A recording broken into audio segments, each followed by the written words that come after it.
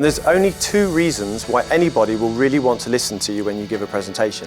The first is you're going to solve a problem for them, and the second is that you're going to make their life better or you're going to make their life easier. So what you need to do is, within the context of your presentation, work out what is it or how do I need to talk about it in a way that's going to do one of those two things. The best way to start that is by using this kind of matrix, which is something that a guy called Andrew Abella created. And it's very simple, but it's a really good place to start planning a presentation.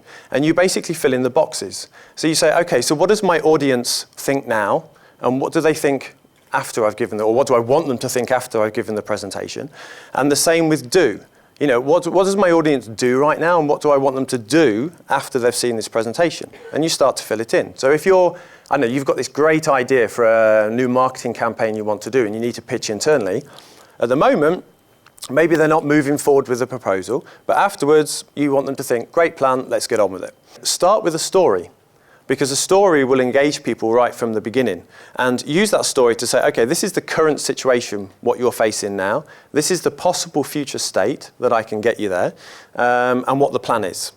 And after that, you kind of then want to give it some detail and prove how you can do that plan. So more detail about the plan and how you can actually do it, supported with data and evidence and metaphors and stories.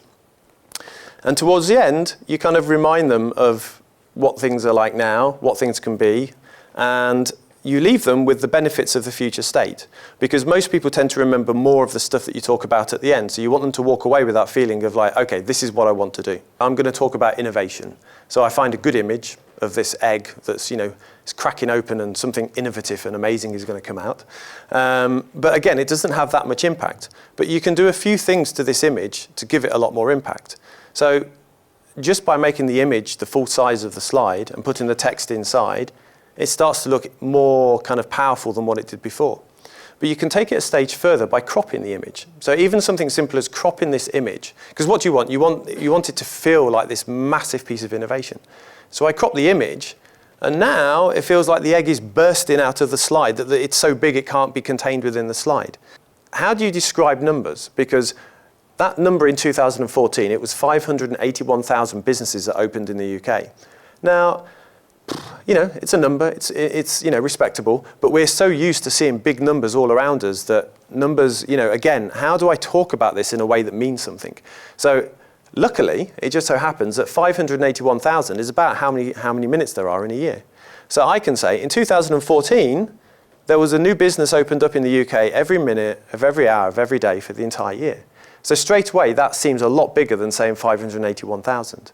So think about how you can talk about the data in a way that creates meaning or creates impact. Double the amount of time you spend on the next presentation. Because I guarantee it will do great things for it, because it will give you more time to kind of look at the content, to edit the content. It will give you more time to find the right images. It will give you more time to practice.